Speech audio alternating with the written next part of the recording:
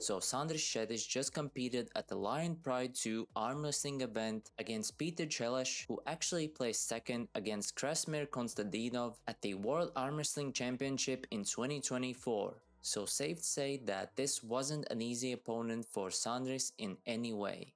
And so in the first round, right when they gripped up, you could see that Peter also had a top roll on his mind, but on the other hand, as we all know, Sandris is not only good with his top roll, but also pretty efficient in a hook position.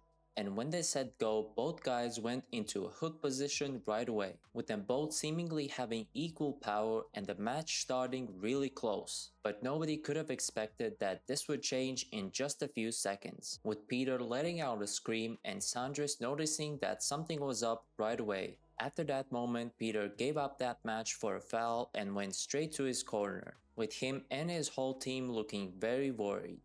After taking a little break, in the second go, Sandris didn't hesitate at all and went sideways super hard right when they said go, while maybe thinking that this would surprise Peter, since if something did happen to his hand, he wouldn't be in the right state of mind. And after a few seconds of containment from Peter, with Sandris completely redlining, eventually he got the pin, with making the match in his favor with the score of 1-0.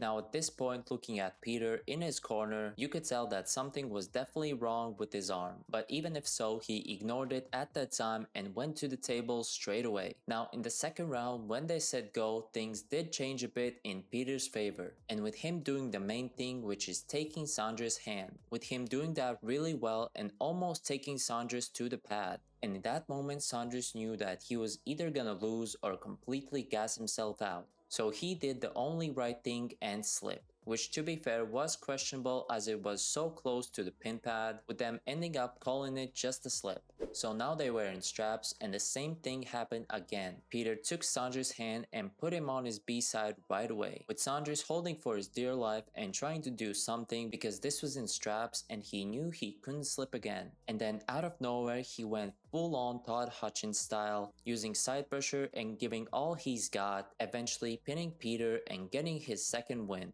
Now safe to say that this took a lot from Sandris, which you can clearly see on his face in his corner. So because of that, I thought maybe Peter can pull this off.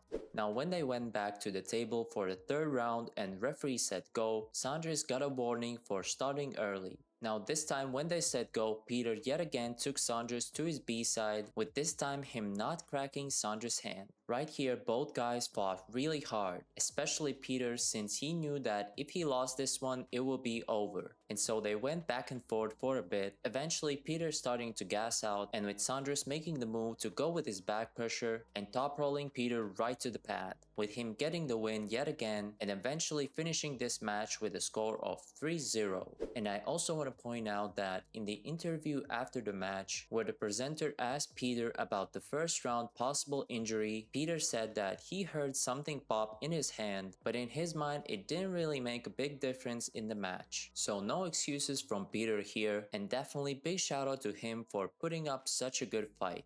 In this event, we also had another athlete from Latvia called Toms Rozīts, who went against a guy called Kirsten Merciesa, who honestly looked really scary in his walkout, where on the other hand, Toms looked cool, calm and collected. So when they gripped up and the referee said go, both guys went for a slip, and this was the point I knew that this match was over for Kirsten, since now when they gripped up again in the straps, Toms did what I thought he would and pinned Kirsten right to the pad with zero trouble at all.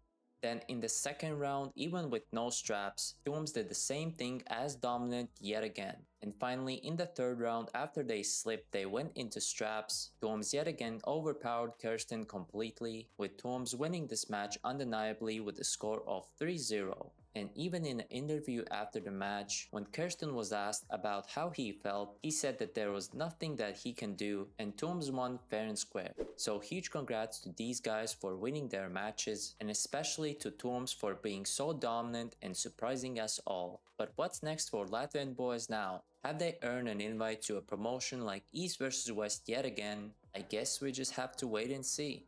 But in the case they do, I would love to see a rematch between Sandris Sedis and Matt Mask, since if you remember that time, Sandris completely dominated Matt and beat him with a score of 3-0 pretty easy. But first, let's see how Matt does against Nugo at King of the Table 14, if he wins or loses, and then I guess we'll go from there.